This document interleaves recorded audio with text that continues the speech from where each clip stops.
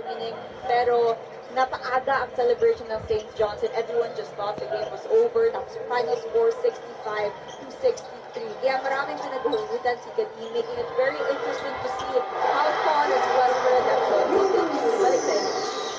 May kwento pa lang gano'n. Oo, grabe ah. 14 years ago yun ah. Exactly. But it's down to 4 because Stephen Holt brought it up from three-point land. And while the crowd is coming alive, so is their team. I'm talking about the Ginebra crowd. That's another miss from Northport. It looks like the crowd support is really getting under the skin of the Northport Bata here. 2 missed free throws from Kadeem Jack. Then a missed shot. Holt now. Japet sets him up. 16-footer is good. And just like that, it's down to a 2-point game. Ang bilis ng sagot ng Barangay Ginebra. 2:20 to go in the first half. Panoorin natin yung pangyayari. Scotty Thompson